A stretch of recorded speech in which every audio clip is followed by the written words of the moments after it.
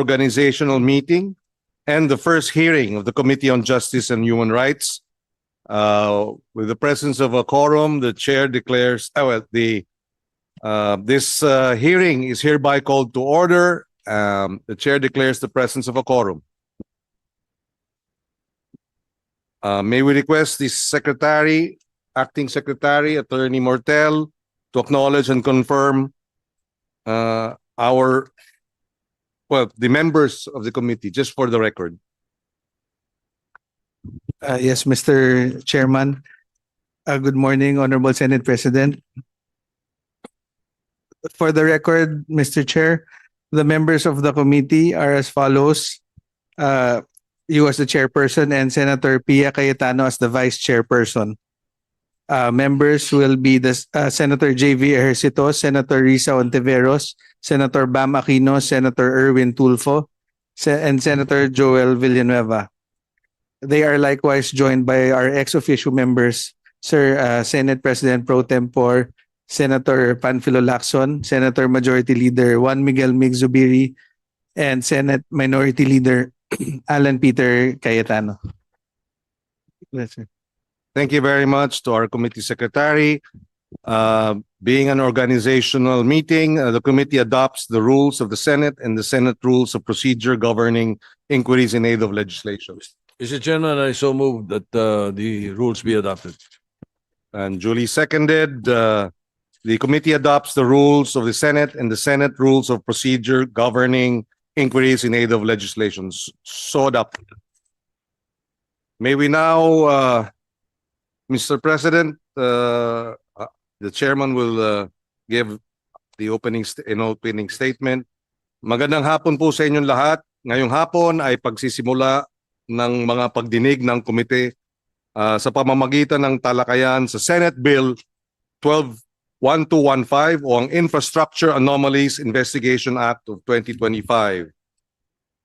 At ngayon, dahil sa bilyong pisong flood control scam, marami ang sumisigaw sa kalye, nasusuklam sa mga palengke at bukid, namumuhi sa bus, jeep at grab. At sinasabing ikulong na yan, mga kurakot. Kaya kasama ang ating mga inaanyahang resource persons mula sa DOJ, NBI, CHR, ICI, private sector organizations. Pag-uusapan natin ang Senate Bill 1215 na panukala ni na Senate President Soto at Senators Erwin Tulfo at Ontiveros. Nilalayon nito ang magtatag ng isang Independent People's Commission or IPC, isang permanente at non-partisan na ahensya ng pamahalaan na nakatuon lamang sa pagsisiyasat ng katiwalian at mga anomalya sa mga proyekto sa infrastruktura ng pamahalaan. Kung may sasabatas ang komisyong ito ay magiging mas malakas at mas malaya kumpara sa kasalukuyang ICI sa ilalim ng isang executive order. Ang Senate Bill 1215 ay nagbibigay sa IPC ng statutory permanence, ganap na kalayaan at garantisado ang transparency at fiscal autonomy. Ang mga kapangyarihang istruktura at pagpopondo ng komisyon ay ilalagay sa batas, kaya magiging ligtas at protektado ang pondo, polisiya at pagpapatupad mula sa maaring panghimasok ng politika. Sa klaw ng jurisdiksyon ng IPC, ang lahat ng proyektong pang-infrastructure, national o local man, sisiguraduhin ang pananagutan sa mga proyekto tulad ng edukasyon, agrikultura, flood control, disaster resilience at iba pa. Komposisyon nito ay may 5 miyembro na magkakasamang hihirangin ng Kongreso at ng Hudikatura para tiyak ang kalayaan mula sa executive. Ang bawat pagsisiyasat ay dapat makumpleto sa loob lamang ng 60 araw at ang mga natuklasan ay may sa publiko sa loob ng 30 araw. Dahil ang pagkaantala ng katotohanan ay pagkait ng hustisya. Truth delayed is justice denied. Binabago ng Senate Bill 1215 ang isang pansamantalang ahensya na pinamumunuan ng executive tungo sa isang institusyon na permanente, independyente, may pananagutan sa publiko. Dahil sa pamamahala, ang ibig sabihin ng pagiging bukas o transparent ay gumagana ang katarungan, merong functional justice. Hinihiling natin sa Pangulo na rin na i-certify as urgent itong panukalang batas na ito. With that, may we know if the Senate President has an opening statement? Thank you. Thank you, Mr. Chairman. This will be very quick. First, I wish to thank you, Senator Francis Pangilinan, the Chairman of the Committee on Justice, for the hearing that you have called, and particularly during the organizational meeting of your committee. So thank you and congratulations for that.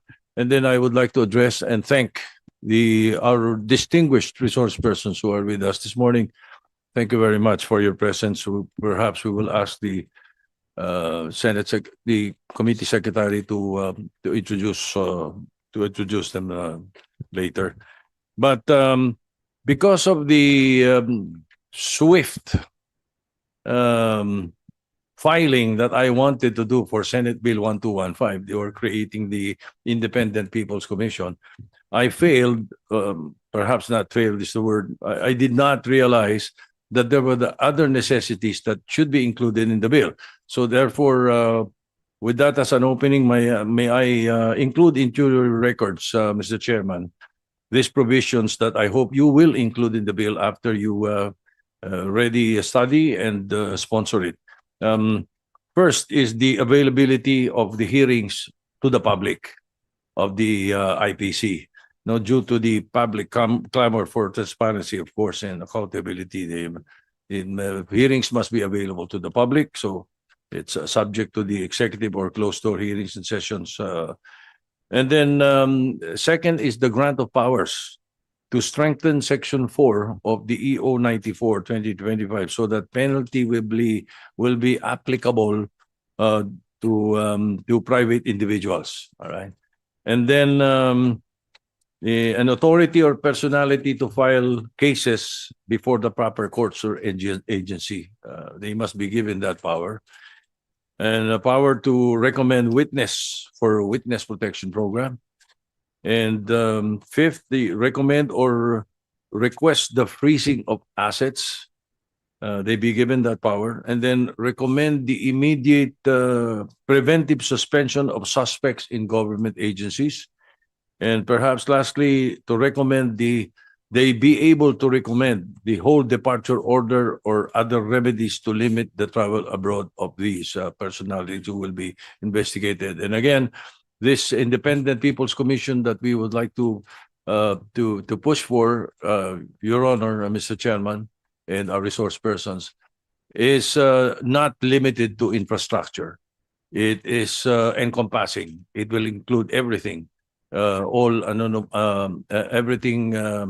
that would need investigation of the people in the different sectors of government. So with that, thank you, Senator Pangilinan. Thank you very much to everybody. Thank you. Good afternoon. Thank you very much to the Senate President. May we now request the committee secretary to place on record the presence of our resource persons in this hearing this afternoon. Yes, Mr. Chairman. Mapagpalang hapon po sa ating lahat, Honorable Senate President, Mr. Chairman.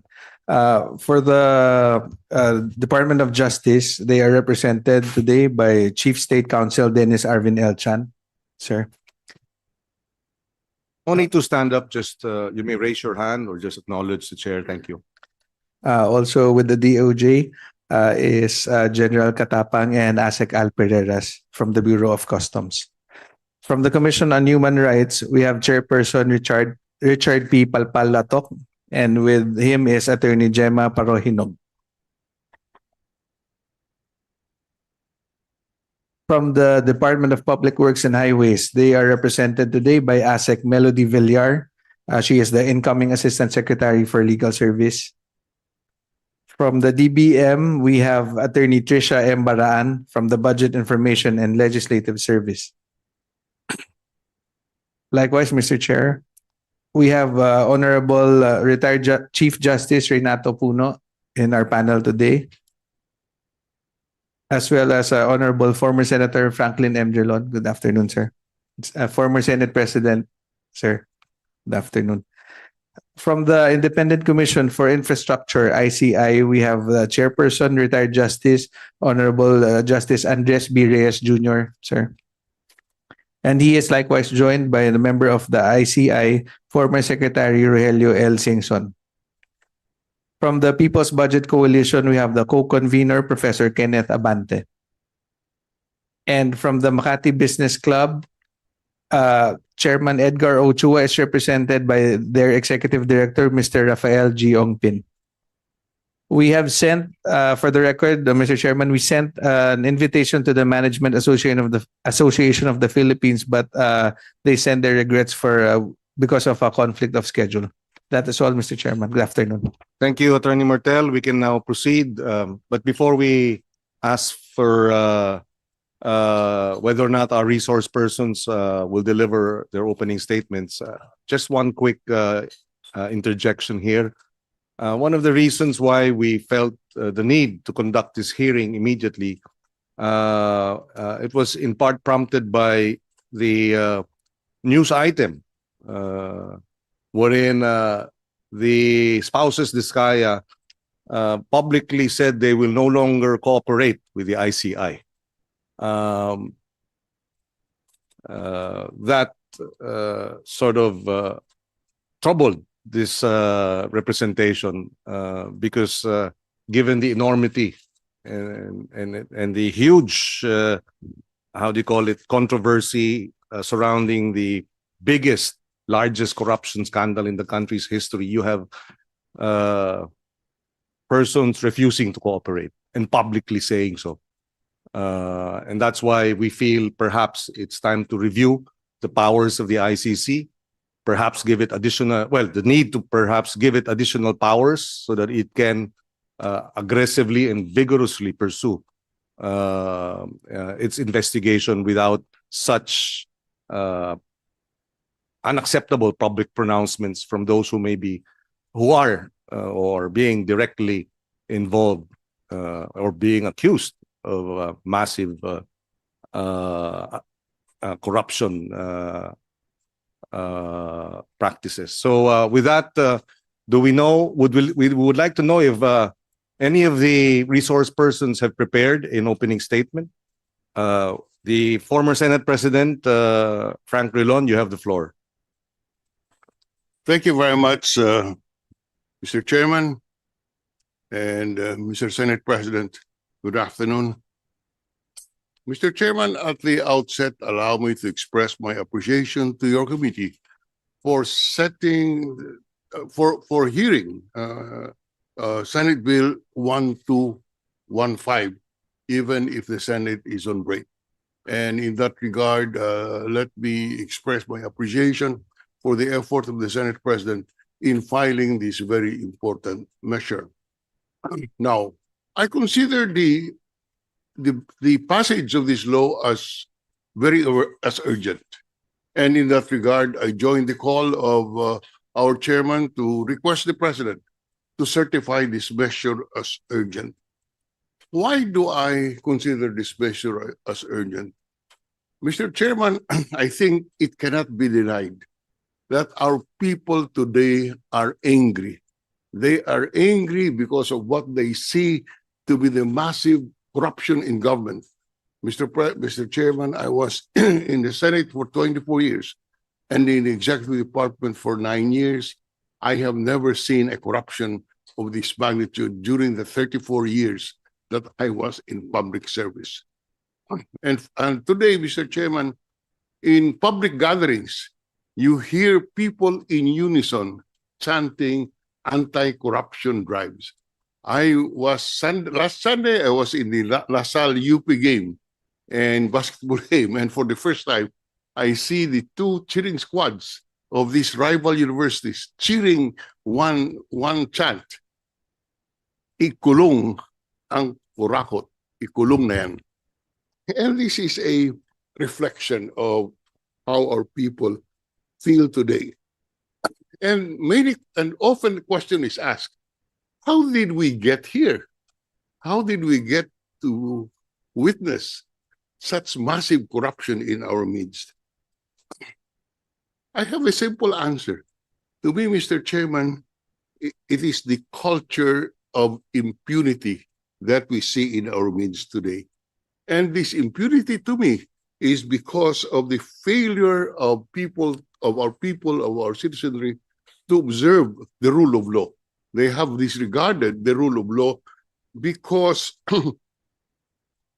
people feel that they can get away with wrongdoing. They feel that they can commit crimes without fear of being punished. In other words, Mr. Chairman, in my humble opinion, it is the failure of our justice system. And I was part of that once, as Secretary of Justice for 4 years. Indeed, I must admit that, I may have failed to do what is needed in order to improve at least the perception of our people on our justice system. And the failure is from the investigation, prosecution, adjudication, and in the punishment phase. There is a failure of our institutions to enforce compliance with the law. And therefore, we see the impunity that we see today in our society. But talking of institutions, we have enough, in my mind, institutions in our system today that should address these anomalies. But we must admit that there is that we see the failure of the system to effectively prevent corruption. The ombudsman, under the Constitution, has the mandate to punish and prevent these anomalies. This is a constitutional power. But today, we need this body being proposed by the Senate President in his bill because of the unrest that we feel in our midst and the need to restore the faith of our people in our democratic system of government. My submission, Mr. Chairman, is that this commission should not be a new body that will be perpetually funded and existed. We have enough institutions in our democracy.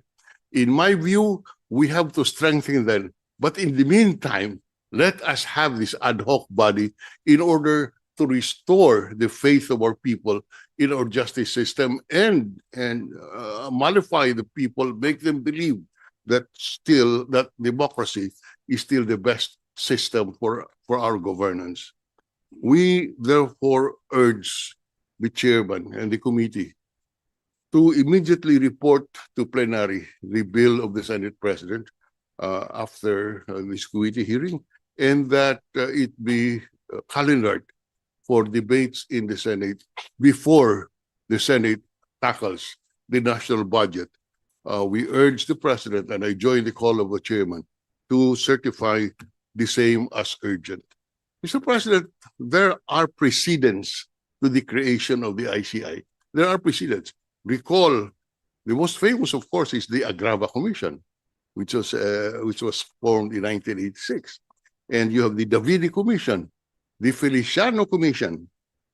All of these, Mr. President, were fact-finding bodies, the same as what is envisioned in Senate Bill 1252, because it is consistent with the Constitution that this body be created to be given fact-finding powers. And all of these bodies before, whose existence were challenged in the court, were all sustained by constitutional, except for the Truth Commission. And the Truth Commission was decreed by the Supreme Court as unconstitutional because of the Equal Protection Clause, when the EO itself said that it shall cover only investigations of anomalies of the past administration. that was considered as violative of the Equal Protection Clause. I have other comments on the other parts of the bill, Mr. Chairman, but I will end this opening statement with an acknowledgement of my appreciation to the committee for setting this early. We reiterate our call that this be given top priority by the Senate leadership. And once more, allow me to express, I think I would echo the appreciation of our people on the effort of the Senate President to file this bill. Thank you very much, Mr. President. Thank you very much, Senate President Drilon. Would members of the ICC, ICI, would you have an opening? Oh, does former Chief Justice Puno have an opening statement? You have the floor, sir.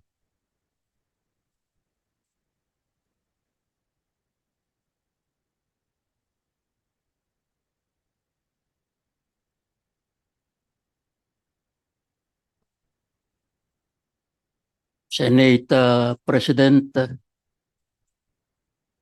I like to think that your preliminary statements eloquently express the necessity for the filing of this bill, and more importantly, its enactment without any unnecessary delay.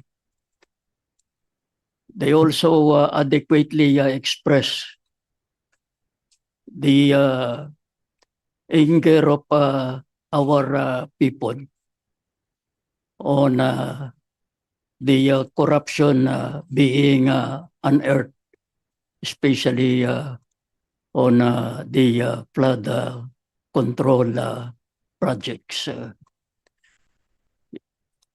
Likewise, your statements perfectly echo the unanimous opinion of all sectors of our society, the upper class, the middle class, the poor class, the academe, the civic organization, and the churches on the imperative need for the passage of this bill.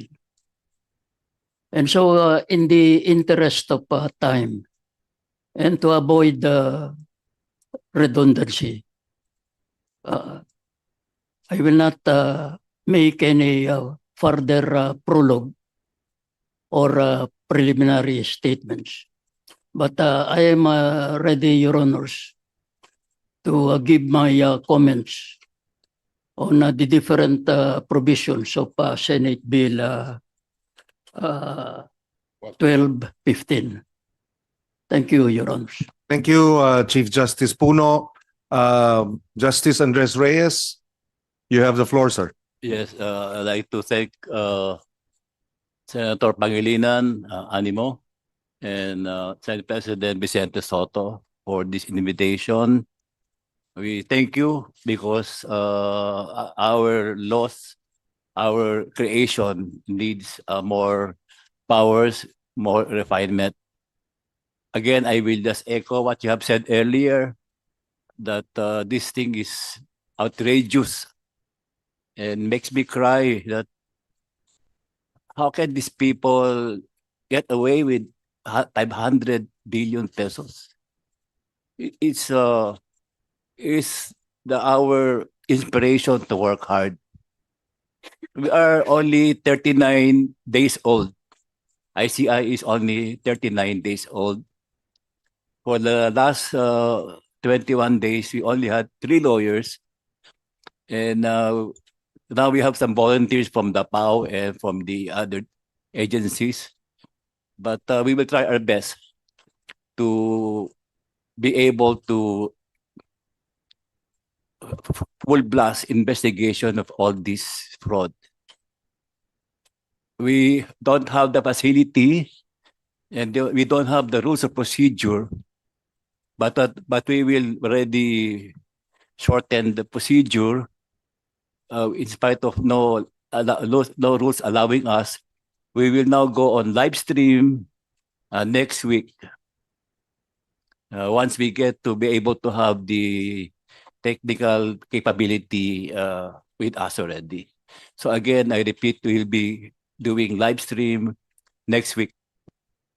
And thank you po. Thank you, Justice Reyes, and that is welcome news that the ICI will do live streaming of its proceedings.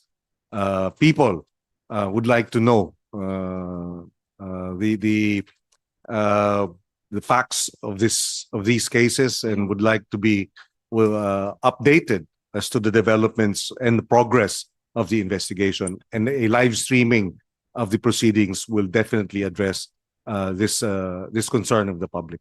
Thank you very much. Secretary Babe Singson, do you have a opening statement? Please go ahead. You have the floor. Thank you very much, Senator Pangilinan, and good afternoon to Senate President Tito Soto. Sir, Your Honor, after being in DPWH for 6 years, full 6 years, I could not believe what I was hearing in terms of the magnitude of the corruption. And I tried to analyze, where did the system fail? It looked like it was all over. This is what we've learned so far after we've called witnesses. I think a total of 40 plus have been invited, including 8 senators, 4 congressmen, 4 secretaries, and several other personalities. But recognizing that the procedure, the legal process that we have to follow is so tedious. Bago po may makulong, ang haba ho ng proseso. As compared, you may want to consider, as compared to the 2 gold standards of anti-corruption, which is the ICAC of Hong Kong and the CPIB of Singapore. They have much more powers than all 3 of these agencies that we have combined. Now, as a result of the difficulty and because of the very strong clamor of our people, because of the massive corruption all over the place, under the leadership of Chairman Reyes, we invited a total of 20 government agencies to find out from them what are their administrative powers that we can immediately utilize in collaboration with these agencies. Marami po pala niyan. So we hope that the committee can consider some of these provisions. For example, under the Philippine Competition Commission, you have anti-competition provisions or bid rigging of bids that will penalize for the first instance immediately 100 million. Second instance, 105, 110, all the way to 250 million pesos per incident.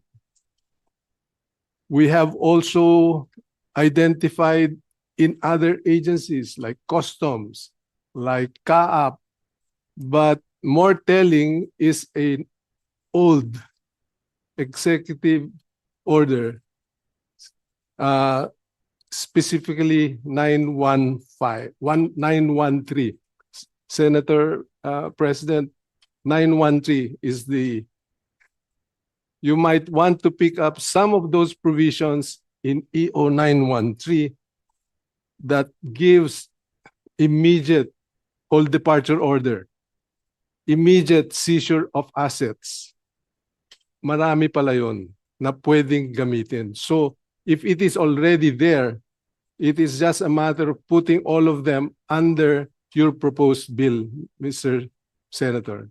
So with that, I will I will end my opening statement because I can discuss further details in terms of where, how much, and so on. But I will leave it up to the Senate. Thank you, Secretary Babes. Just to clarify, EO 913 is a DTI executive order, It's a presidential executive order but empowering the then Minister of Trade. okay, DTI. Thank you. From the Makati Business Club, Apa Ongpin, the Executive Director, please, you have the floor. Go ahead. Thank you. Oops. Lakas naman. I'll try to keep it as brief as possible. One, we believe that all the ICI sessions should be public, but that the ICI itself should have the authority to declare confidential sessions with no streaming or broadcast. Okay?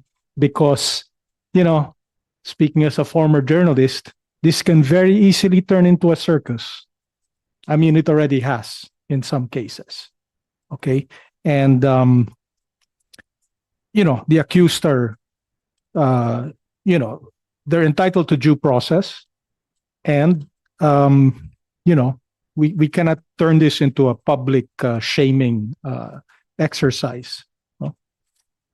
We want to emphasize that the ICI, as the Senate President has already pointed out, should have additional expanded powers. They should be judicial, investigative,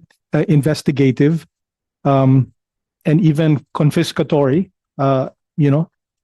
like the PCGG used to have.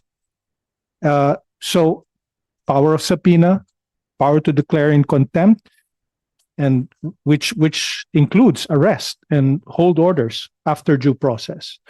Okay. The commission, whatever we call it, should have the authority to file cases without going through the ombudsman, the DOJ, the Attorney General. We believe it should be that powerful. We propose that the commission be expanded far beyond its current. I mean, there's 20 of these guys right now. It needs to be maybe 10 times the size just to deal with the huge volume of cases, let alone the huge volume of money involved. No? And it should be expanded beyond infrastructure. What we're seeing now, as I think Professor Abante will tell you, is that these guys, the same guys in Congress, and they're worming their way in now to the ayuda, into the social welfare programs. Diba? That's how they're trying to take the money. It's beyond infrastructure. And, as we've always said, we want eyes on Bureau of Customs and Bureau of Internal Revenue. Let's not pretend that there's no corruption there. The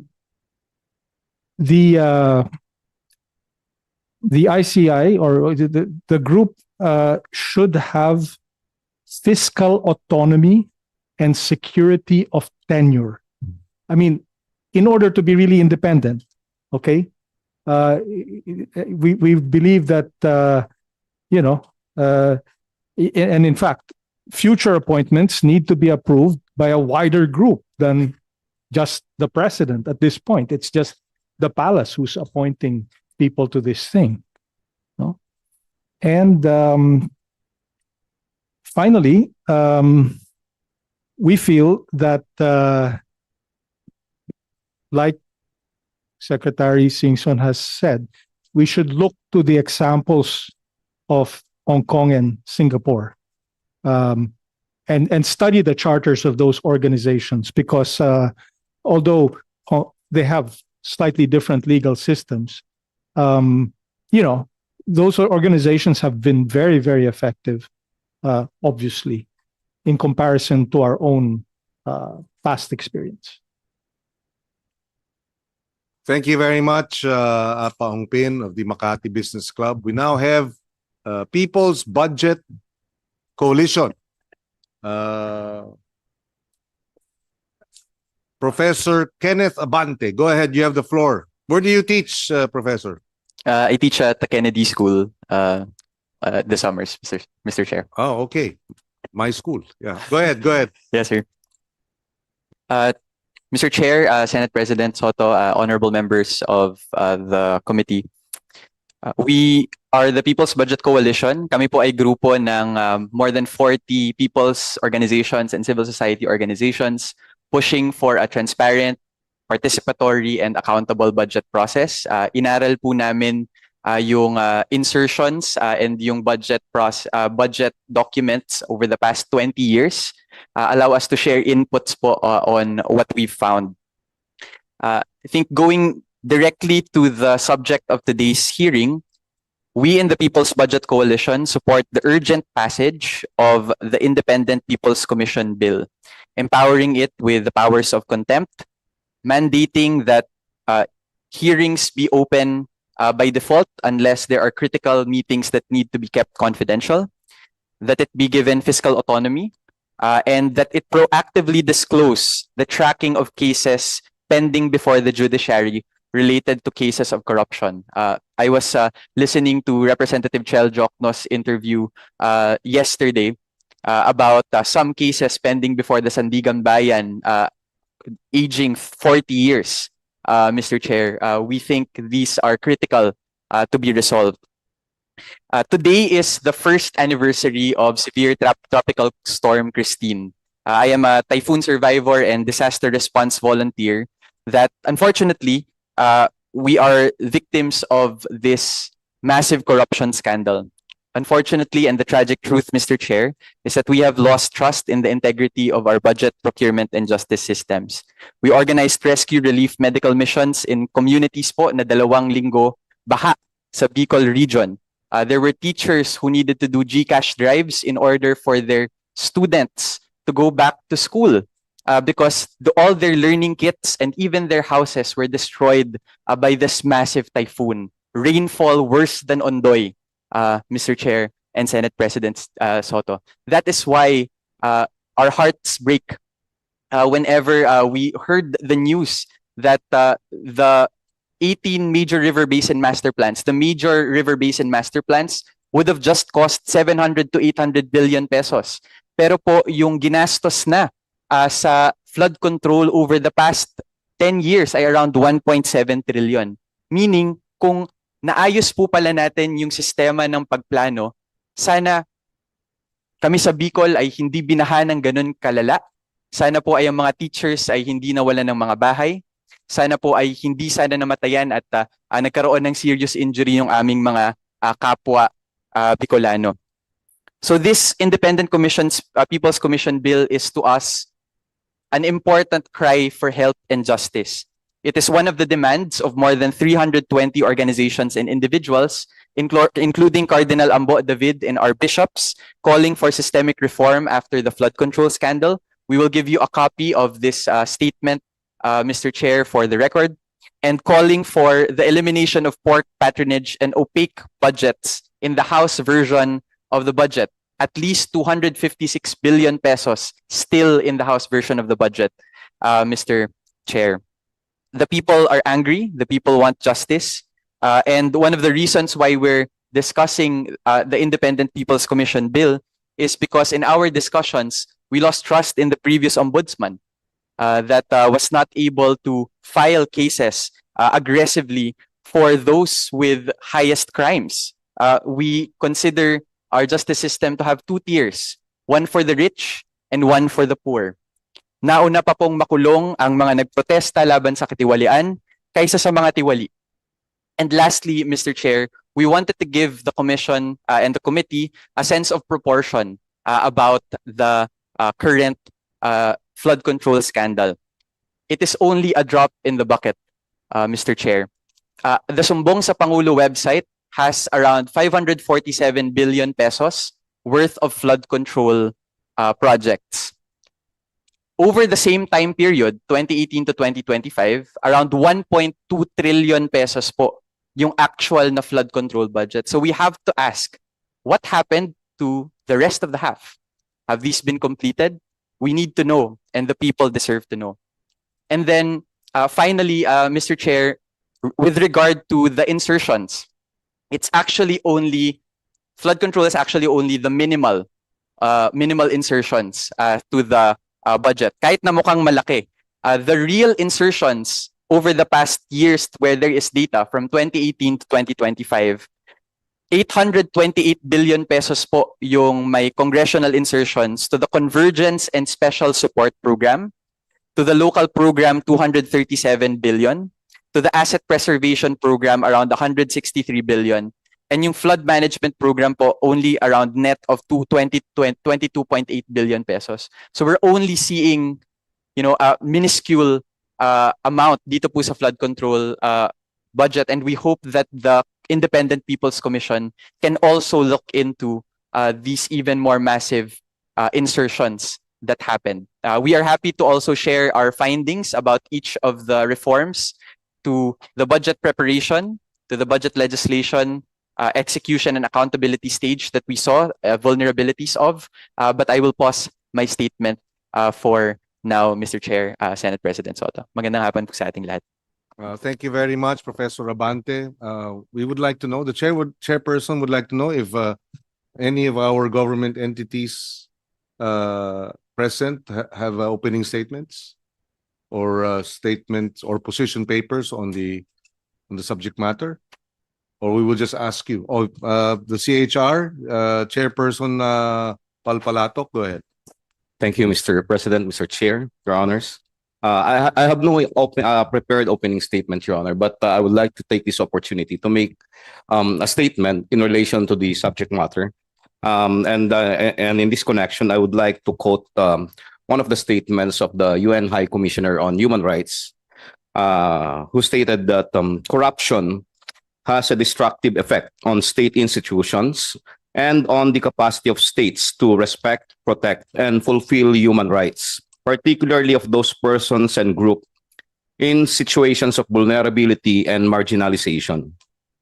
Corruption cripples budgets that should provide healthcare, housing, education, and other essential services, and it undermines the state's ability to meet its minimum core obligations and pre-existing legal obligations to maximize all available resources to respect, protect, and fulfill economic, social, and cultural rights, as well as the government's commitment to the sustainable development goals.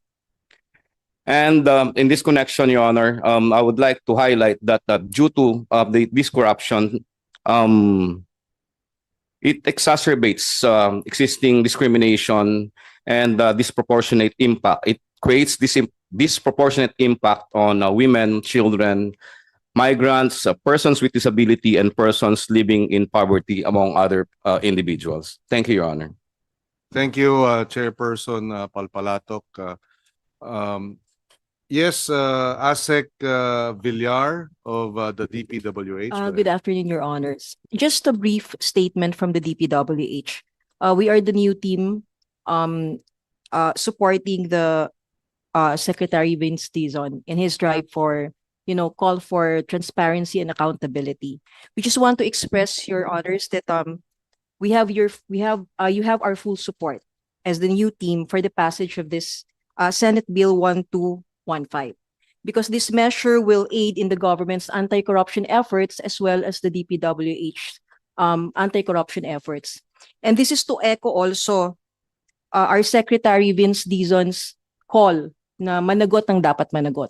So we ensure and we undertake, Your Honor, that whatever documents or reports that the committee will request from the DPWH, everything will be made available. Thank you. Thank you, Assistant Secretary Villar. The DBM, Attorney Baraan, go ahead. Good afternoon, Mr. Chair, Senate President, and to all the persons present here today. we would like to manifest a few points, Mr. Chair, and to respond po dun sa mga initial comments po of our guests. First of all po, we fully support the intention of the bill. And since may independent commission na po currently, we would like to note lang po na ensure lang po na walang duplication po ng mga iti-take up po nilang mga cases. Ganyan. Baka ma-clarify lang po sa bill na ensure na wala pong duplication. If the intention is separate entities po sila. And then, and kung ad hoc din po yung intention nitong commission po, we would like to note, baka pwede rin pong lagyan ng sunset clause katulad po dun sa EO 94. And we note po na baka gusto rin pong lagyan ng secretariat po yung itong commission na ito katulad po dun sa EO 94. As to the proposal po to have fiscal autonomy, we respectfully request for reconsideration po kasi this might be a precedent po na mag-clamor for yung other proposals for fiscal autonomy. And to note, currently po, nasa constitution lang po yung may fiscal autonomy and limited fiscal autonomy. So that is all, Mr. Chair. Thank you po. Maybe just a quick comment there. We consider these corruption cases as unprecedented, and therefore perhaps unprecedented fiscal autonomy should be made available. Are there other? Okay. With that, the Senate President wishes to raise a few questions. Go ahead, Yes, Senate President. well, before you continue with your hearing, Mr. Chairman, may I just throw a question? Actually, it's from left field. Either former Secretary Babe Singson or the DPWH representative. I just want to know what is there in the DPWH Quezon City office that was burning a few hours ago. Alaman doon. If I'm not mistaken, this might be part of the Region 4A office. Tama ba? Kasi kung yun yung nasa Kamuning area, I'm not sure. But I know there are one or two offices along EDSA in that area, Quezon City, 4A. So I hope it is not our zone. I just thought that the media would like to would be interested to find out. Miss the ASEC of DPWH. ASEC Villar. Yes, Your Honor. This is actually Region 4B, the regional office 4B of the DPWH. 4B. Yes, Your Honor. Mindoro. Ito po yung dito po ang site ng testing materials ng DPWH na mga suppliers like semento, mga bakal. Dito po tinitest. So, we are looking into it already. Pero ito po yung testing site nung Testing namin. site. Wala mga dokumento ron. Of course, meron po, Your Honor. Naku. So, Testing site, with the permission of the Senate President, testing site and the office of the regional DPWH Region 4B. Okay. Yes, So sir. yung mga dokumento ng regional office of the DPWH Region 4B is housed in that office.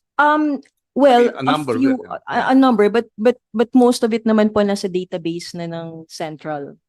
So, Okay. Yes, Sir, GMA News has reported that the fire specifically affected the Bureau of Research Standards building.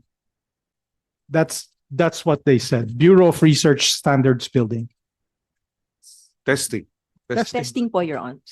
Yes, Justice Andres Reyes, Yes, go ahead. with due respect to that office, as per testimony of witness Bryce Hernandez, there is 1% for the testing office of the DPWH. where voucher is 1%. Thank you. So the 1% documentation is gone. Okay, thank you. Thank you for the information. I understand, Senate President Drilon, you were suggesting, considering that this is only 3 pages, that you'd like to go through. Go ahead. Yes, in order to maximize our time, Mr. Chairman, if I may, first, after listening to our the resource persons, first we must emphasize that this is a fact-finding body that we are trying to form. The power is to investigate, not to adjudicate. It cannot conduct preliminary investigation, which is the role of the prosecution service, and it cannot much less adjudicate, which is a judicial function. So it is limited correctly to only investigation. Having said that, under our system and our constitution, the primary jurisdiction for investigation of anomalies is the ombudsman. The ombudsman is the primary body, but that does not prevent us from creating this commission. But having said that, we must strengthen our institutions of democracy that would exact accountability rather than keep on adding bodies. That is why I am in favor of this, in favor of the proposed commission, but it must be an ad hoc, it must have a sunset clause rather than perpetually having a duplication of functions. We recognize the Constitution. The Ombudsman has the primary authority. We strengthen the Ombudsman. For example, I read in the media that the Ombudsman has asked those who applied earlier to apply again, about 200 or so vacancies. So we must strengthen this because otherwise, the tendency, and I've been in this body before, the tendency of our structure is to keep on adding people so that you create a huge bureaucracy. Every problem that crops up, we solve it by creating an office. In this particular case, I am endorsing the commission creation because of the situation that we are in. But we should not forget the fact that our primary objective should be to strengthen our institutions of democracy that could demand accountability. And in this particular case, the Ombudsman. But we have to have this ICI, or however we will call it, because of the need of the times. But as I said, we must remember that we should be limited to fact-finding. In fact, that's recognized in the bill of the Senate President. It's only fact-finding and only limited to infrastructure projects. In other words, if another Farmally case would come around, it is not in the purview of this body, because as the Senate President himself said in his measure, it is limited to infrastructure projects, past and present, but limited to investigation. In other words, it is a fact-finding body, and it will now recommend to the Ombudsman or to the prosecutor the prosecution of cases. But commenting on certain areas, On the issue of the sunset Yeah. provision, what timeline are you looking at? just off the top of my head, subject to further discussion, the term of the present administration, June 30, 28. 2028. But it's just something that we make as a reference. As I have no problems with my issue is it must have a sunset provision so that we will not have duplications.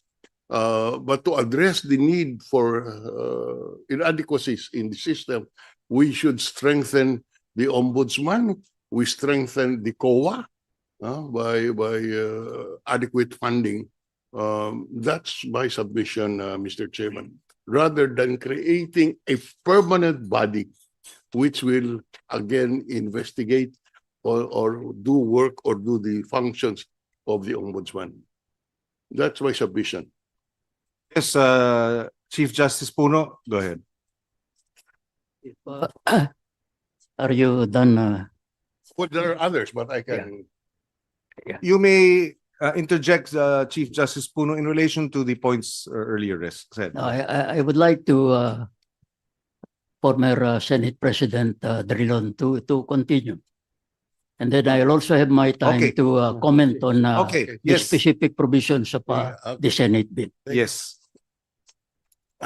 So, okay, just on the, going back, on the remedies or the powers which the one of our resource person mentioned, the issuance of an HDO, I would not agree that we place this in the hands of an administrative body. It must be a judicial determination because it involves the rights of individuals to travel, to right to abode. If you an HDO is a very powerful power of government, and to allow it must be a judicial finding.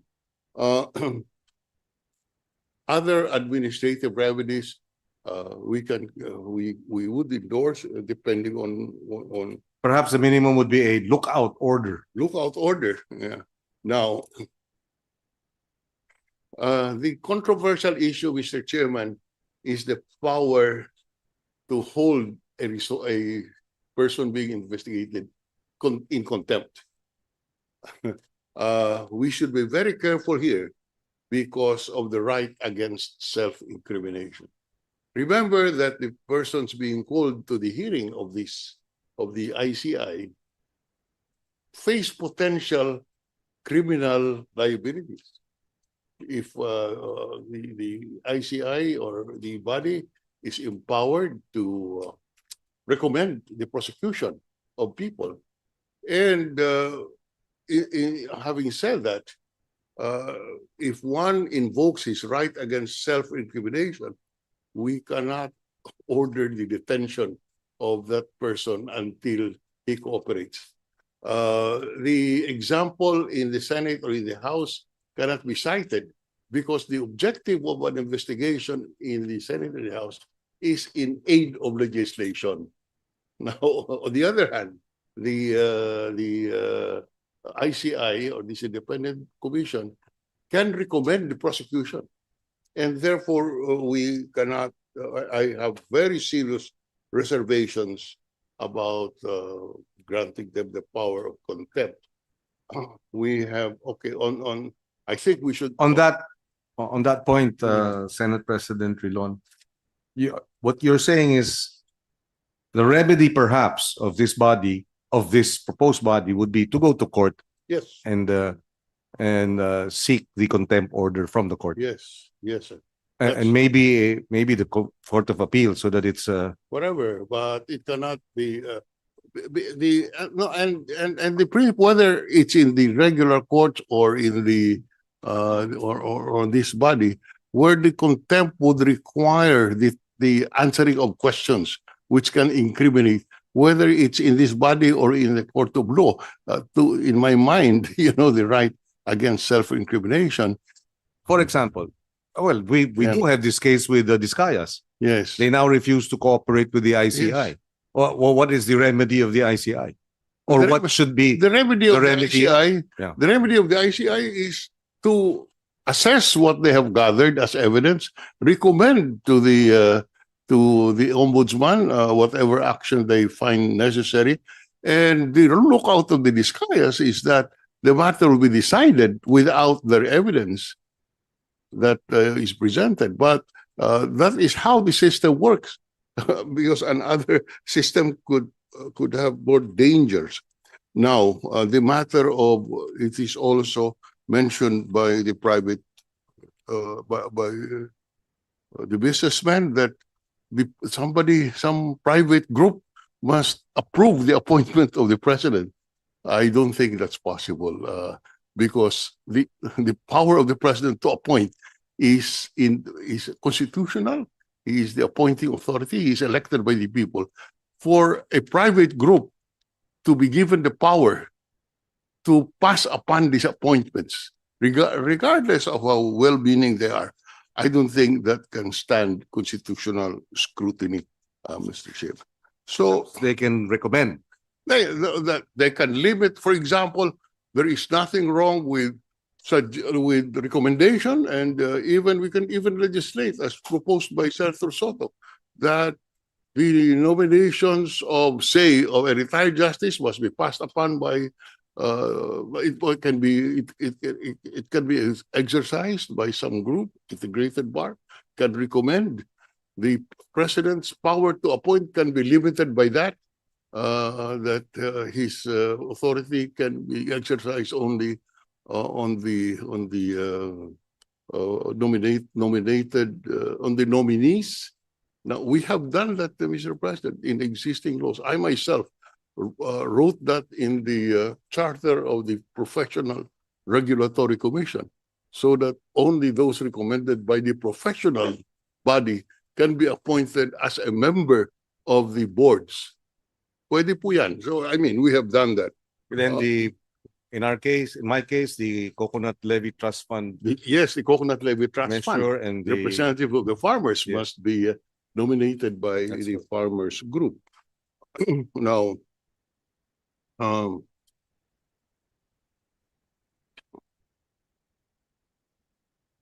now, I can understand the impatience of our people, but we must remember that we have certain safeguards in the Constitution that cannot be disregarded, so that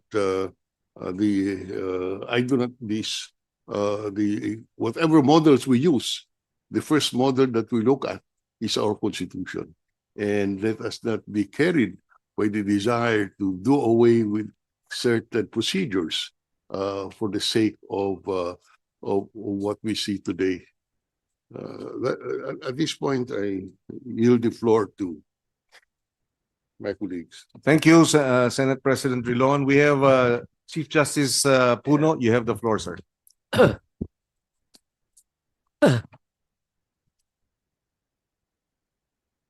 Thank you, Mr. Chairman.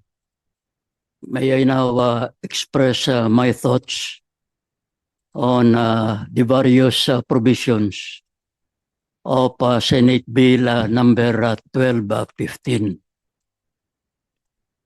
First, the primary purpose of Senate Bill number 1215 is to create an independent People's Commission. The stress is on the word independent. The question is, how can we more or less determine that the commission sought to be established by Senate Bill number 1215 is independent? It is respectfully submitted, Your Honors, that we have to look at the structure of the proposed People's Commission from different dimensions to determine its independence. In accord with the known and recognized template used by the international community. What are these different dimensions to determine the independence of this People's Commission? First, its legal autonomy or independence. And we can perceive this from the different provisions of Senate Bill number 1215. Second, its budgetary or financial autonomy. Third, its operational independence. And fourth, its immunity and security against undue influence or retaliation. So proceeding from these different dimensions or the template provided by the international community, I respectfully submit the following observations. One on the composition of the commission.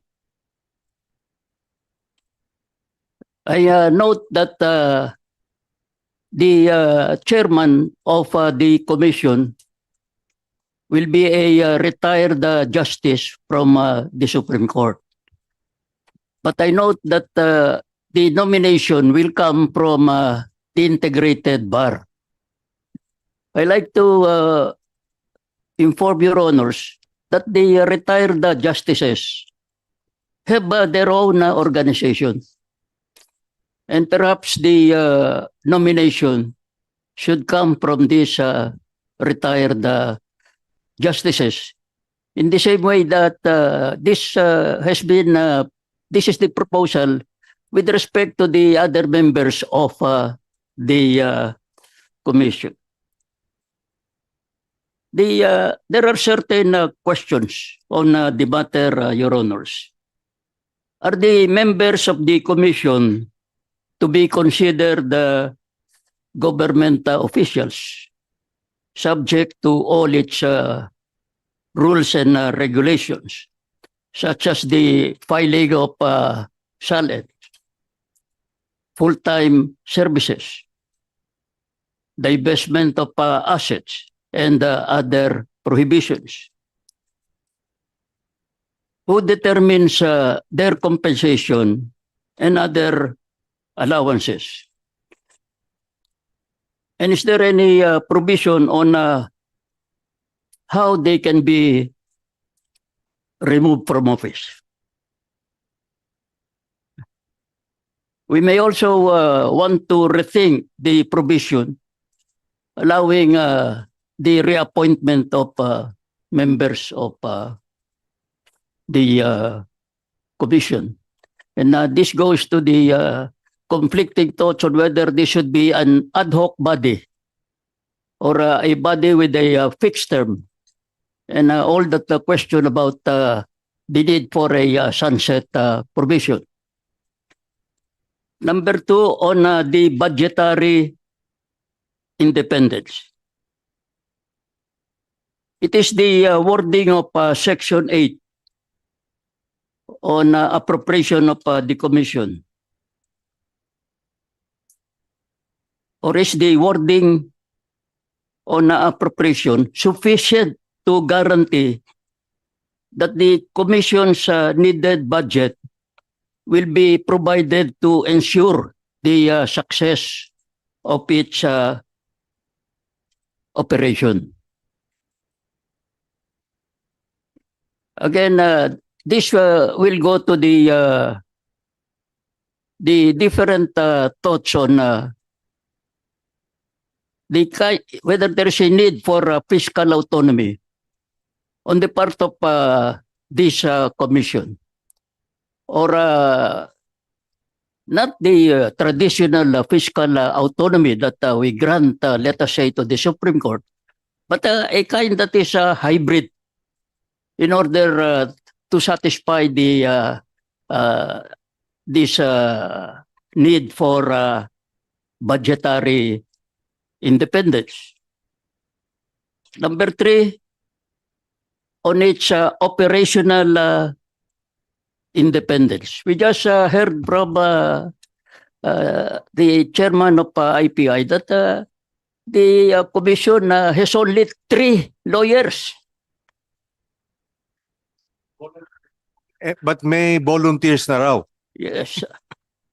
And Section 9 of the bill provides that the organizational structure and staffing pattern of the commission shall be subject to the approval of DBM and consistent with the civil service laws, rules, and regulations. Since the commission should be independent, will not the approval of the DBM and strict application of civil service laws unduly restrict the operational independence of the commission?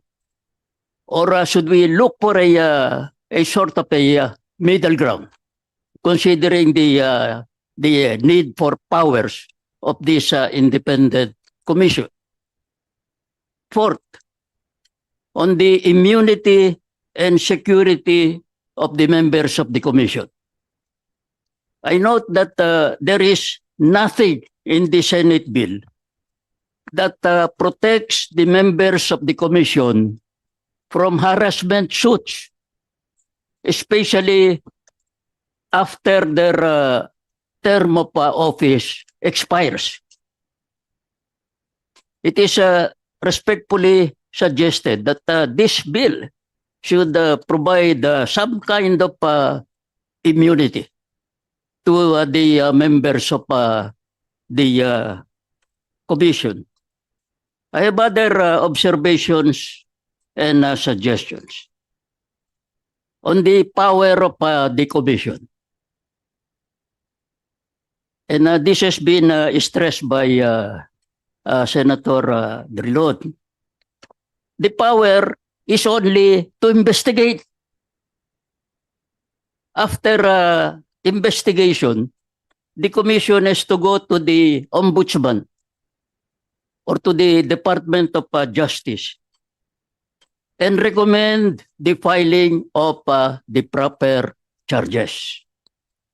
And the case has to undergo the usual preliminary investigation in the DOJ or the Ombudsman. And it is the latter offices that actually will determine whether cases will be filed before our appropriate courts. The process, as I stress here, will be long. And the DOJ or the Ombudsman may even set aside the findings and recommendations of the commission. And so, in effect, after giving the commission an independent status, its power is only to investigate. It is respectfully suggested that the bill should not only give the commission the power to investigate, but also the power to file the appropriate charges and the power to prosecute them. We hail the model of Singapore, of Hong Kong. This is precisely the point why those bodies are so effective. They have the power to prosecute, not just to investigate, not just to be glorified researchers. For this purpose, the commission can develop its own prosecutors or deputize some prosecutors from the DOJ, from the Ombudsman, from the Office of the Solicitor General, from the PAO to assist in the prosecution of the cases. It is also respectfully suggested that there should be a provision prohibiting lower courts, except the Supreme Court, from issuing TROs against the investigations being conducted by the Commission. It is also suggested that the extent of the subpoena powers of the Commission should be clarified. Can the Commission subpoena bank records, tax returns, SALNs, data from the AMLA? And especially if they belong to such personalities as the President, the members of Congress, or the justices of the Supreme Court and other independent bodies. There is also the Well, what would you recommend in that regard, Chief Justice Puno? again, extraordinary times require extraordinary remedies. As soon as these extraordinary times will be gone, when normalcy will again prevail, it is easy for Congress to get back all these powers. Thank you. Thank you. And there was also talk about giving the commission hold order power. It's hold the departure power. As it is now, it's only the court that can issue hold the departure order. But will we be violating the Constitution if we give this power to the Commission? I think we will be violating the Constitution if we deny the judiciary of this power, because essentially this is judicial power. But the Constitution does not prescribe the giving of this power to another body. In view of the extraordinary times that face us. I have heard the proposed amendments suggested by the Senate President, and I concur in all of them. Anyway, Your Honors, thank you for your invitation to share my thoughts on Senate Bill 1215, a piece of legislation which the country needs to pass without unnecessary delay in view of the crisis of corruption threatening our harmony as a people and the future of democracy in our country. Thank you, Your Honors. Just a quick question, Chief Justice Puno. Based on your own inputs, you therefore, it is your position that the current ICI has inadequate powers to be able to address the largest corruption scandal ever in the country's history. Yes, Your Honor, and I like to think that that opinion is shared by all the people in our country, especially the academe, the professors of constitutional law. And I like to think that this is considered even by the present IPI. Maybe one quick question.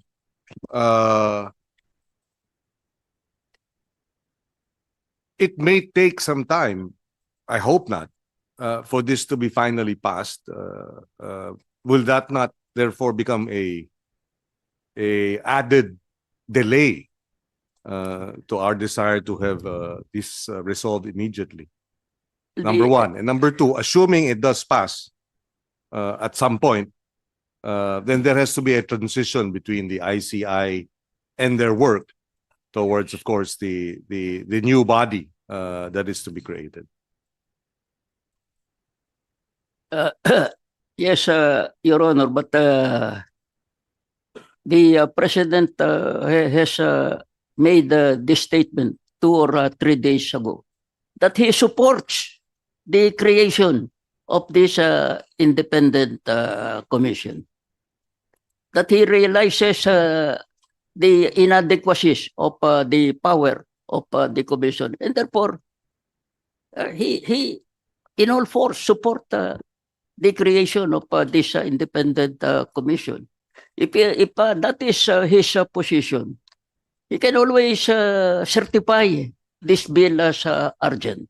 And I've seen also the counterpart bill in the House of Representatives.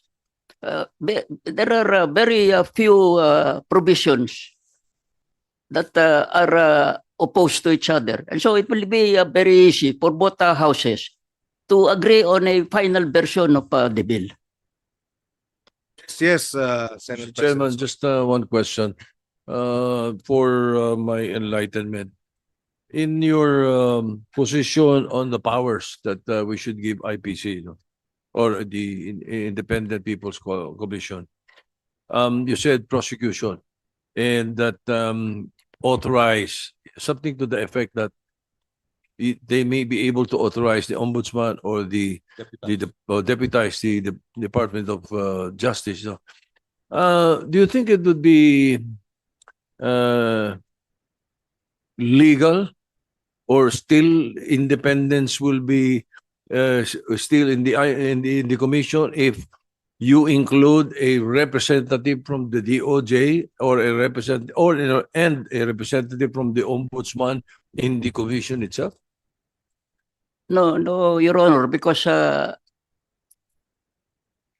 these are complementary measures.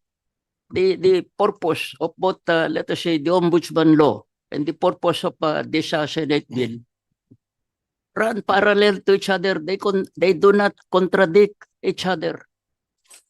The creation of this independent commission will only strengthen the country's fight against corruption. Not necessarily. So Okay, there will be deputize no diminution of the powers of the ombudsman, the powers of the DOJ, because they will be complementary. Thank you, sir. Senate President Drilon, you may wish to answer the question of I Senate cast a President Tito. dissenting vote with all due respect.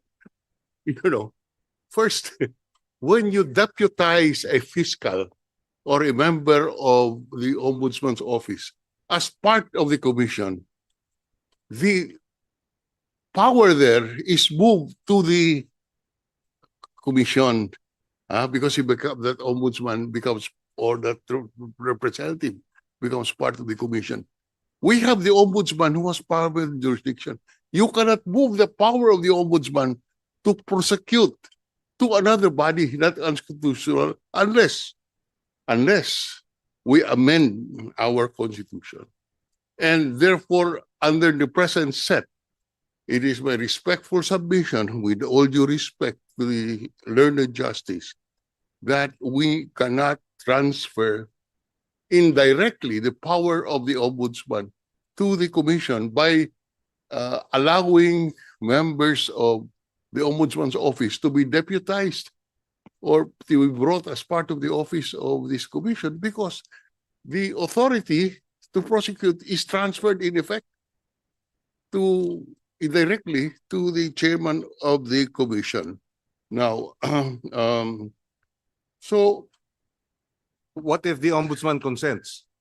no, the You cannot- consent is immaterial. Is contrary to the Constitution? Yes, that's our position. It is contrary to our constitution. We cannot grant another entity the power to prosecute in courts or somewhere else the malfeasance committed. That has never been in power in any of the fact-finding commissions that we have created. The Feliciano Commission, the Davidi Commission, they were never given that power to prosecute. And if you remember, Mr. President, there was a proposal here in the Senate to allow private prosecutors in ombudsman cases. As a matter of policy, the Senate refused to grant that kind of privilege, because you prosecute here public officials and you cannot allow private prosecutors. That is a policy issue which the Senate rejected as correct. So that's why we have reservations about transferring the power of the ombudsman to another body. Chief Justice Puno? Yes, Mr. Chairman, we are not usurping the powers of the ombudsman. There are powers as defined in the Constitution, and the laws will be there. But we are giving prosecutorial powers to this independent commission to complement the powers of the ombudsman. Now, this a matter of deputizing. It does not violate any law. For instance, the office of the Solicitor General. The office of the Solicitor General, since time immemorial, has deputized prosecutors from the Department of Justice to handle cases in the lower courts. And nobody has challenged the legality of that deputization. Well, Mr. Chairman, with all due respect, the deputization of the Solicitor General by the Department of Justice Secretary is because they both belong to the Department of Justice. And this only later it evolved that there is some degree of independence on the part of the OSG. But the OSG is essentially part of the Justice Department. Ang problema ko po, if you allow deputization, then you transfer the power of supervision over that prosecutor from the ombudsman To the IC, to the ICI, which to me is constitutionally doubtful, with all due respect to Chief Justice Ray. Yes, we may have to study this, but yes, Chief Justice, go ahead. Yes, but again, the emphasis is that these are complementary measures. The ombudsman, the power of the ombudsman to investigate cases, prosecute cases as defined by law will still be preserved. But under the present situation, there will be new cases that will be filed before the independent commission. And these cases will not interfere with the cases that are being filed in the ombudsman. And so there will be no conflict of powers with respect to the cases that will be handled both by the commission and by the ombudsman. As I said, they will be complementary. Yes, just for the record and for the information of Senators Drilon and Chief Justice Puno, the Anti-Agriculture Economic Sabotage Council, which was a creation of Congress last year, September 2024, a Section 17 special term of prosecutors to assist the council, the Anti-Agriculture Economic Sabotage Council, in the expeditious prosecution of criminal cases covered under this act.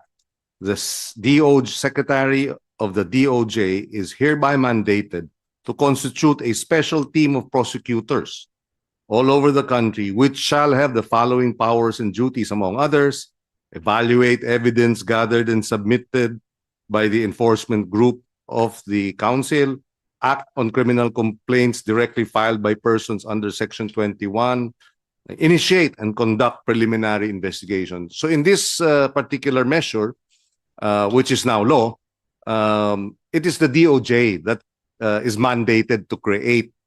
So perhaps we can marry the two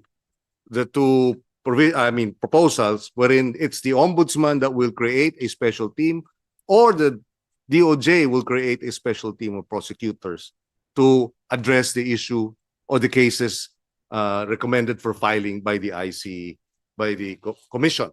Yes. In fact, sir, that is one of the things that we felt would be important. With the point of Senator Drilon is very well taken. We don't want to add layers of bureaucracy to this thing. We feel, the business community, I think I speak for the business community, feels that the ombudsman itself needs to be strengthened. in order to handle this volume of cases. It's simple math, no? I mean, the volume of cases is in this affair alone, the flood control or whatever you call it, infrastructure alone, is so enormous that if you had to hand all of these things to the ombudsman as it exists today, they would come to a standstill. The throughput would be terrible, you know. So we believe that they need to be strengthened as well, and I think a practical solution can be found. Thank you. Thank you. Yes, go ahead, Senate President Drillo. Speak before the mic. Yeah.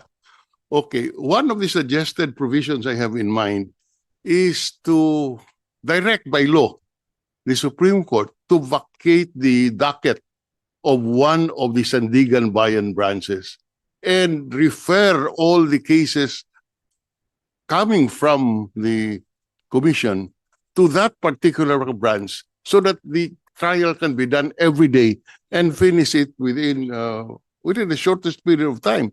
Because that's one of our problems today. The delay in the resolution of the cases erodes the confidence of our people in our justice system. That is why I was just consulting with the if the Supreme Court can vacate the docket, and designate one division to handle all of these cases, it can go a long way. Yes, and the delay has led to dismissals of cases. Yeah, yeah. In fact, the conviction rate based on the budget debates, the conviction rate of the Sandigan Bayan is 47%. Therefore, for every 2 cases, 1 is dismissed. Now, as to how long those cases were resolved is another issue altogether. So, yes. Very quickly. Go ahead, Secretary Babes. Your Honor, just for orders of magnitude, just on ghost projects alone, 421 potential cases. Nothing else, just on ghost projects, 421 will land either in the Ombudsman or in the Sandigan Bayan. How do they handle 41 cases, 421 cases? Let alone the other projects, substandard, ghost projects pa lang, 421 cases. And one case would probably include anywhere between 10 to 15 accused per case? Because everyone involved in those projects, we will include. That is the Bids and Awards Committee, the Contractors, contractors, of course, officers of the DPWH, Yes, yes. COA, everyone else. Thank you, thank you. Yes, Chief Justice Puno. Yes, on that score, Mr. Chairman, this committee or the Senate may consider passing complementary laws on how to fast track the resolution of these cases. You know, creating special divisions in the Sandigan Bayan, maybe 1 or 2, or if there is still a further necessity, creating a new, entirely new subdivisions. And perhaps the committee may also look at, how to fast track the resolution of these cases by looking at the evidentiary requirements. Maybe we can adopt some presumptions where after certain acts are proved, then the burden of evidence can be shifted to the respondents. And all these things are not new ideas. They have been adopted in other countries, and this prevented the snail pace resolution of cases. And so, as a complementary measure, you may like to pass special laws on the prosecution of corruption cases. Thank you. And it might become a rider if we include that in this measure. So yes, another bill. Yes. Would the DOJ care to comment on the debate as to deputization and or creation of a separate team of prosecutors? Thank you, Mr. Chair. I did not want to engage in a debate between legal luminaries, Mr. Chair, but just to give the committee some insights. The Department of Justice serves as the principal law agency of the government, and this is under the Administrative Code of 1987, which is why, and the two functions of the Department of Justice is to serve as the prosecutorial arm of the government. Hence, any deputization of prosecutorial functions is not really allowed, except under the rules of criminal procedure, where deputization to private prosecutors will be allowed, but they are still under the direct supervision and control of the public prosecutor. We have also reviewed the provisions of the proposed IPC, Mr. Chair, and we laud the objective behind the passage of the bill to address the grave issues of corruption that are being discussed right now in different public fora. But there may also be possible duplicity of functions here, Mr. Chair. Duplication. As already mentioned, the Ombudsman already has investigative powers. It might raise the question of what if the findings of fact of the commission would differ from that of the Ombudsman, which would prevail. So possibly enhancing already our institutions in place, strengthening them, capacitating them more, giving them more maybe budgetary support, manpower support would be ideal. But if we understand why the committee would push for the passage of this bill, and the Department of Justice supports, subject to the submission of our position paper on how to refine Yes, please. other provisions of the bill, Yes, please. so that there won't be any legal questions that can be raised later on. Thank you, Yes. Mr. Chair. Yes, please. And on that note, may we request the committee secretary to likewise send communications to the Ombudsman, for the Ombudsman, Office of the Ombudsman, to submit their position paper on this matter. Thank you. Yes, Apa, go ahead. We just wanted to note po, from history, the Ombudsman has actually only existed since 1988. Previous to that, a commission was granted, not granted, was given the powers to prosecute, and many others. That was the Presidential Commission on Good Government. Okay, so there is a legal precedent, right?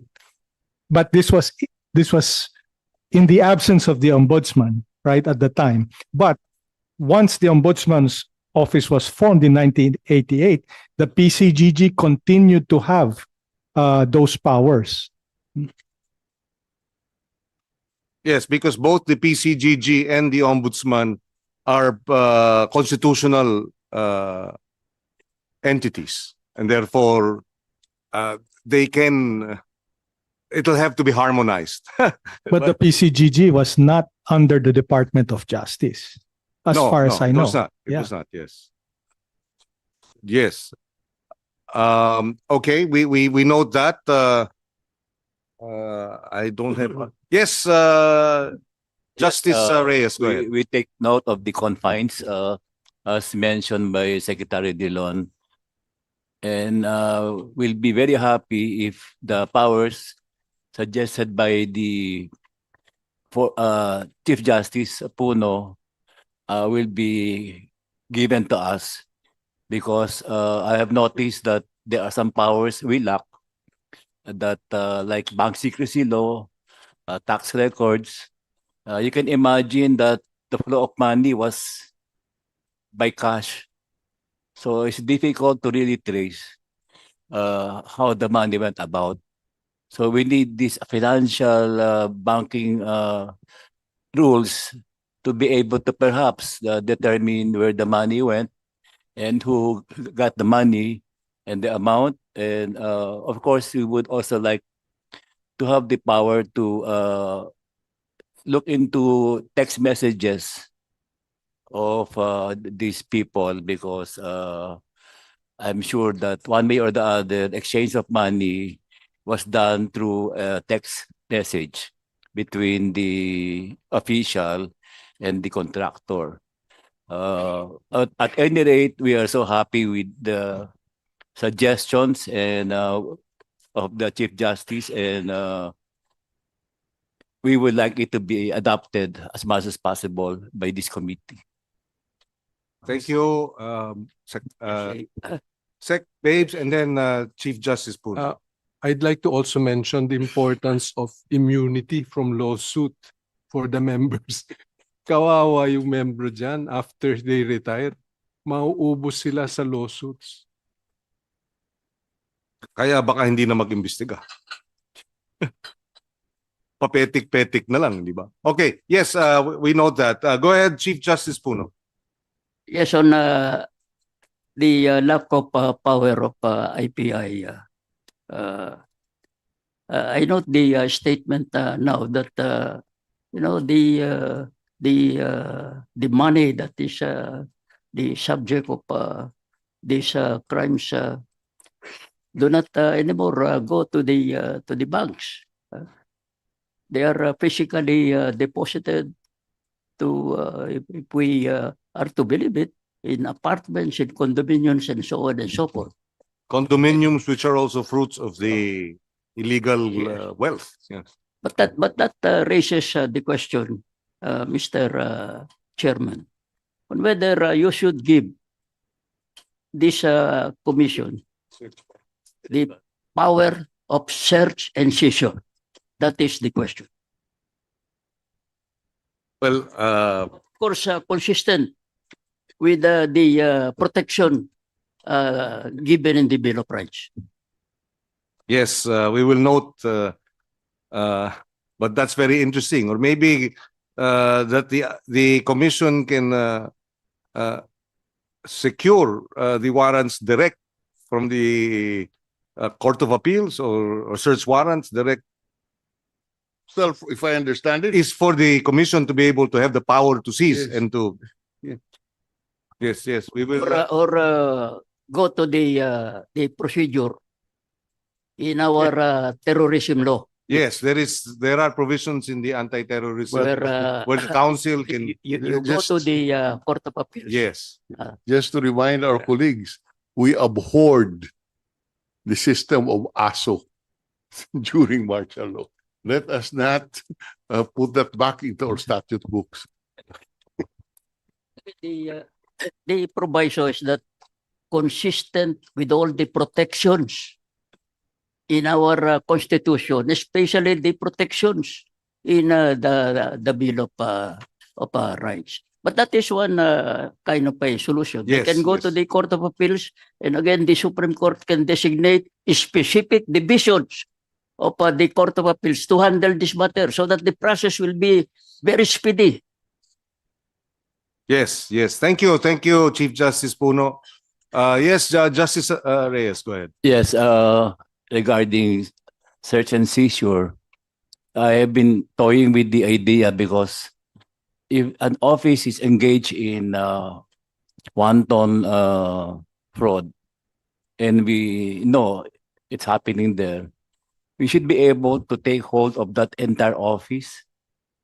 Nobody can be allowed to remove documents, and the employees will not have access to that room until we have gone through every record, every USB, everything that's there inside. That way, we can really be able to notice or discover some wrongdoing on the part of that office.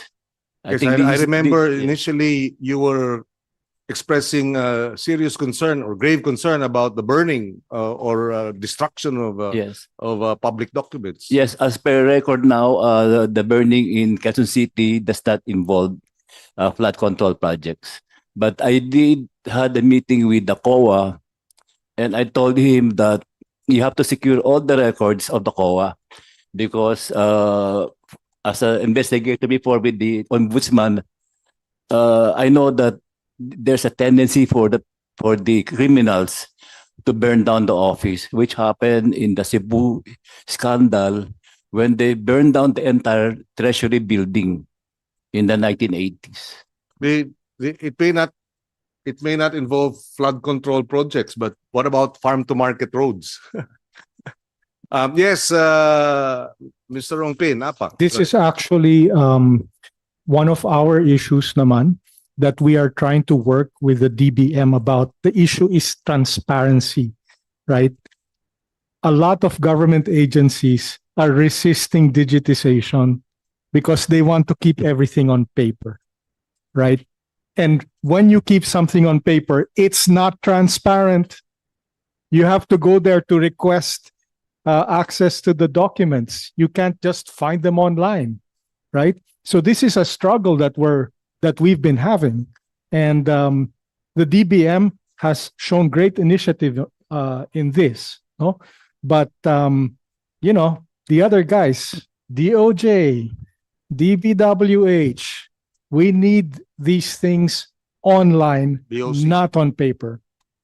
BOC. BOC, BIR. Yan.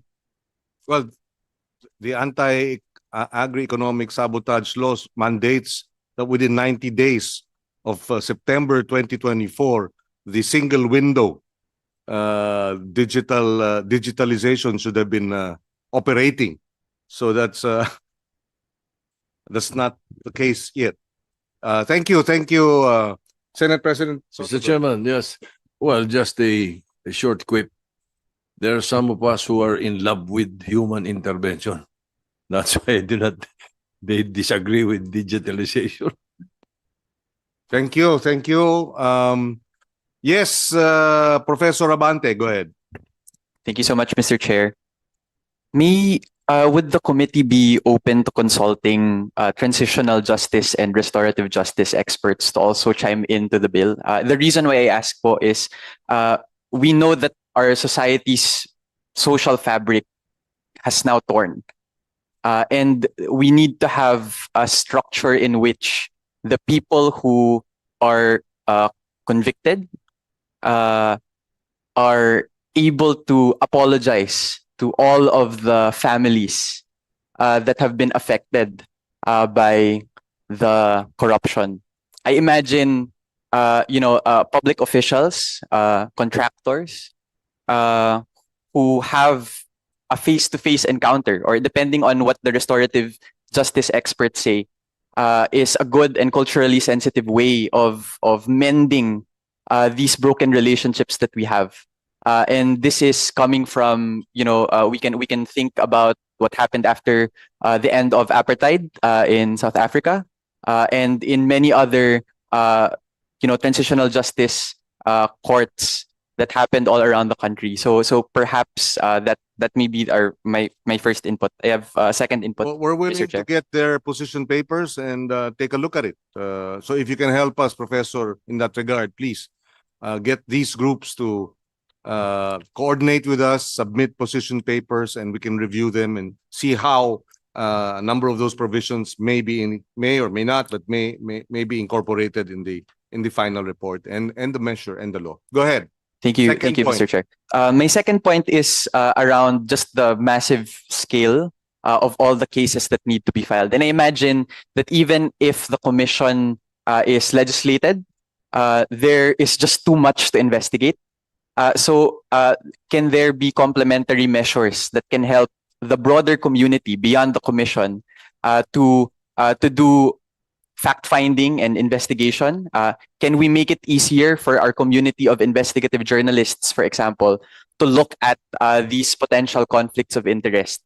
I was talking to investigative journalists Casey Valmonte and Dwight De Leon of Rappler, who broke the story on the probe of Representative Zaldico. It cost them 30,000 pesos to get the Securities and Exchange Commission audited financial statements, general information sheets, and articles of incorporation, meaning it's very expensive for investigative journalists to do this work. We hope that the Honorable Congress can ask SEC to make these documents open and free. There is a beneficial ownership registry that is supposed to be made public under the new Government Procurement Act. It's scheduled according to the PhilJeps to be launched on January 2026, but perhaps this can be accelerated given the extraordinary cases that we're filing. And then finally po, we are happy to also share that we worked with the PhilJeps to open up all of the awarded contracts since year 2000. So they are now published, Mr. Chair, in the PhilJeps website, and Civic Tech volunteers have already looked at 5 million contracts that are published now in the PhilJeps. So thank you to the PhilJeps and the career servants at the Procurement Service TBM for doing this. But these are the types of proactive disclosure that I think APA was referring to a while ago. The problem with the current system in PhilJeps, we need to transition a lot of the agencies into the e-bidding facility. Right now po, ang PhilJeps, yung posting lang po ng opportunities, tapos yung posting ng award. In between po, a lot of the bidding is still manual. But there's, under the new modernized PhilJeps, they can transition into using the e-bidding facility. Meaning, hindi lang yung nanalong bidder yung pwede yung ma-check, pero kahit na yung mga competing bids. So you can check actually all of these matters, and we need to support the transition of the agencies into the e-bidding facility. Thank you, Mr. Chair. Okay, we will look into possible transparency and freedom of information provisions in this measure. But I guess the mother code must be the freedom of information measure, no, the bill. Yes, sir.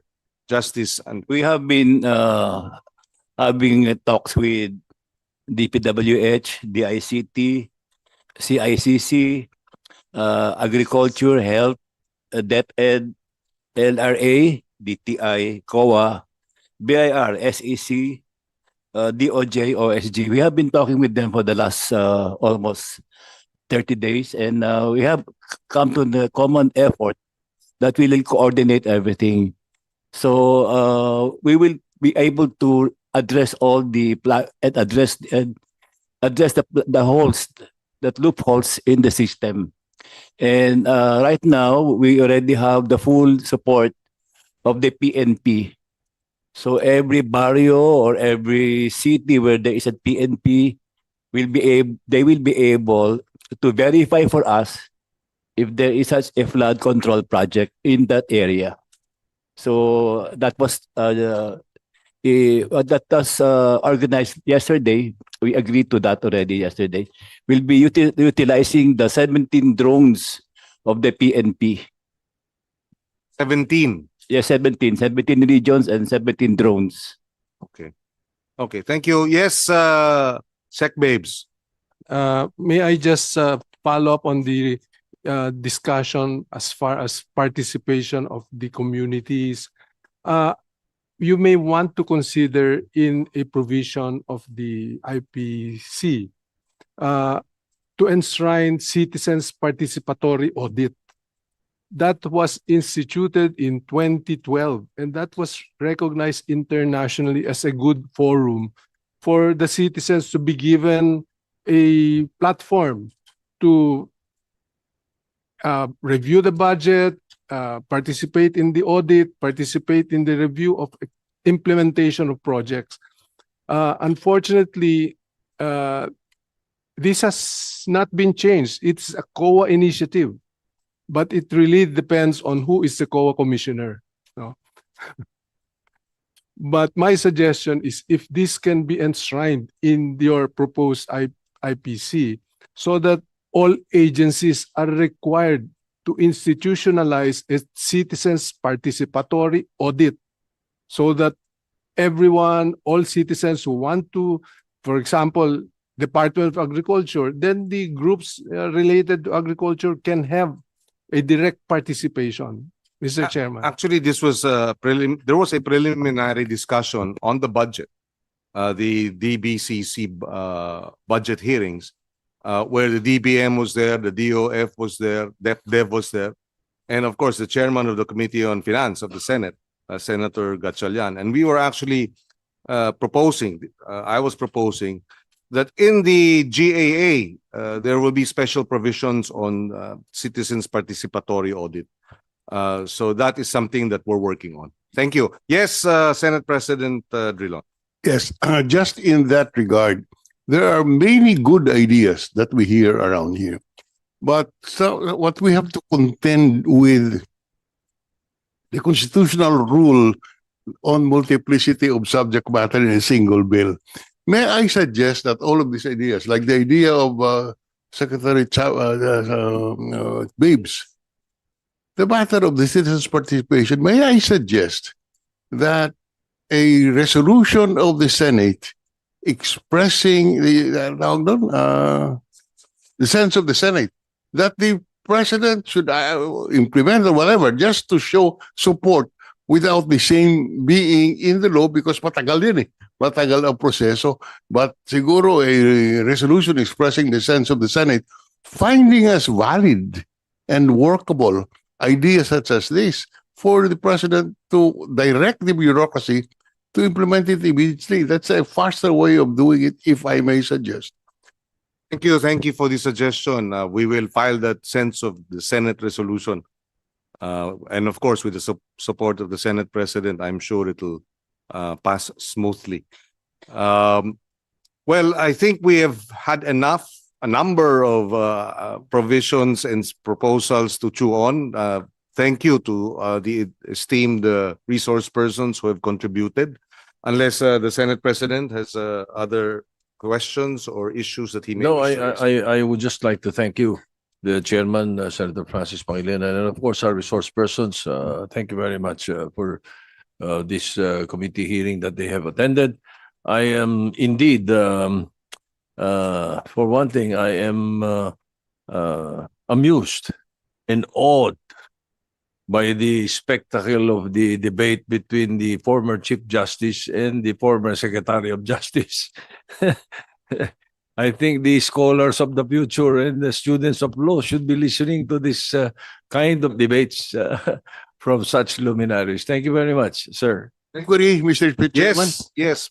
For the benefit of the public, may we request that the committee report, on the basis of the inputs in committee hearing today, and if there's no further committee hearing to be held, that the committee report be immediately drafted and it be calendared on the first day when the session of the Senate resumes.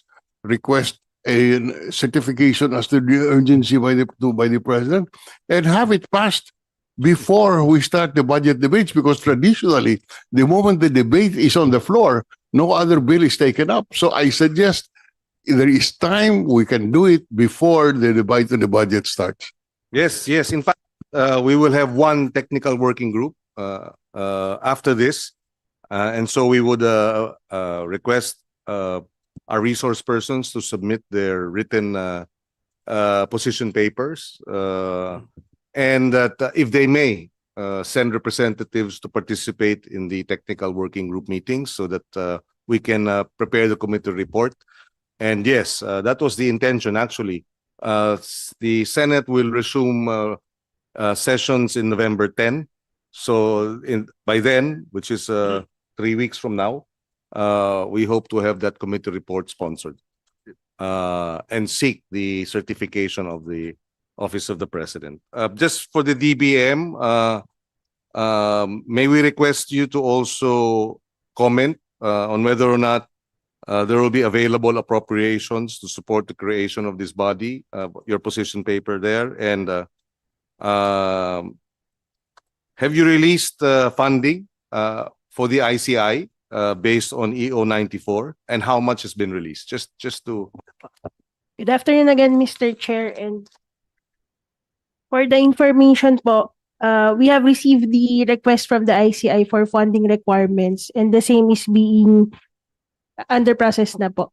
So, in the meantime, abonado sila, ganun? Is that it? Well, the DBM should act with dispatch. Yes po, we have received the request this month lang naman po, Okay. Mr. Chair. Okay, so with that, ano na tayo? Adjourn. Suspend, yes. With that, we would like to thank our resource persons for this very fruitful hearing on Senate Bill 1215. Thank you. Maraming salamat sa inyo. The Committee on Justice and Human Rights hearing is suspended. Thank